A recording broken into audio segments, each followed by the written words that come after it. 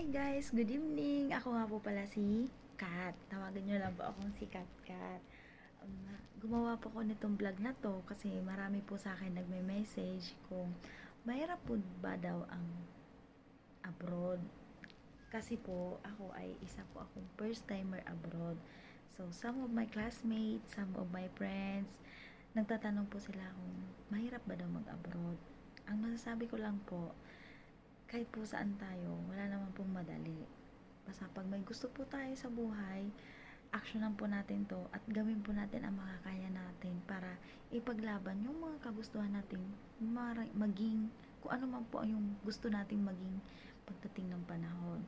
So, ako po,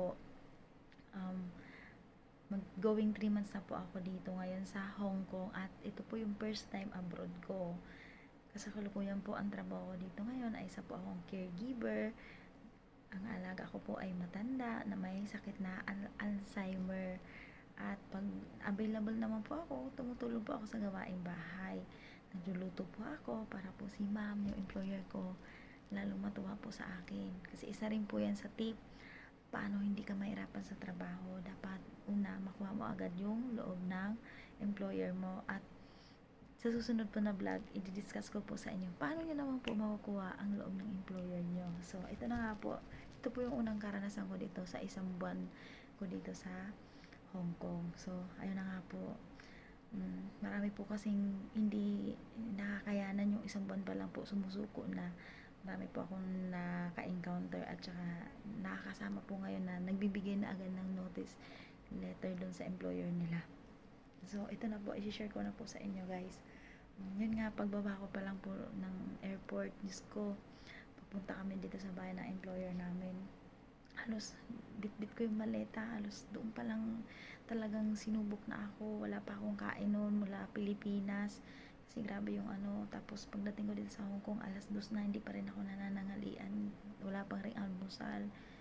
So, doon pa lang talagang isasaba ka na habang bitbit mo yung maleta mo na ang bigat-bigat. At saka, hindi po dito uso yung magsakay ka agad, yung kagaya sa Pilipinas. Dito po ay marami pong lakad bago ka po makapunta sa station kung saan man po yung number ng bus na kung saan ka man po papunta. So, ayun nga guys, pagdating ko agad dito sa bahay ng employer namin, hapon na, mag-aalas 4 ng hapon. So, pagtingin ko agad sa labas, para maiyak talaga. Pero, sa tulong talaga guys ng ambisyosa po kasi ako marami po kasi akong pangarap sa buhay. So, lagi ko na lang pong iniisip, ano po ba yung naging dahilan ko, bakit ako nag-decision mag-abroad? So, ito po ay tip po sa inyo para kagaya ko, makayanan nyo rin po yung mga pagsubok bilang isang OFW. So, iniisip ko po palagi, ano ba yung naging karanasan ko sa Pilipinas? Ano ba yung mga naging buhay ko doon? Bakit kinakailangan ko mag-decision, magtrabahong abroad? So, yun nga po. Ginagawa ko po dito sa araw-araw. Sa umaga, magdasal talaga ako. Nagpipray po talaga ako palagi. At saka, lagi kong kinakausap yung sarili ko sa salamin na kada nahihirapan ako sa aking trabaho, sa aking araw-araw, sinasabi ko talaga na laban lang ka at laban.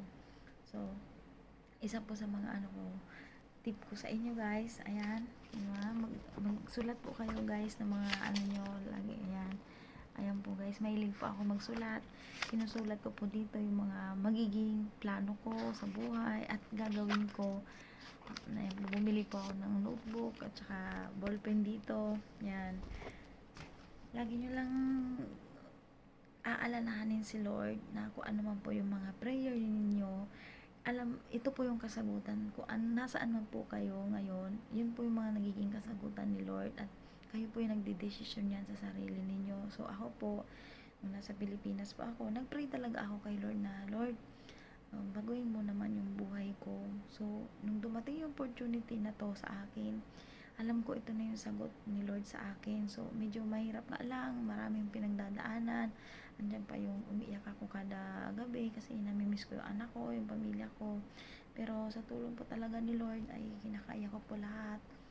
So, kahit naman po magti 3 months na ako ngayon dito ay naiiyak pa naman ako. Pero pag iniisip ko po yung desisyon ko, pag ako po naging negative sa buhay, yung magiging resulta ko kapag pinili kong sumuko, ano po yung magiging resulta ko doon.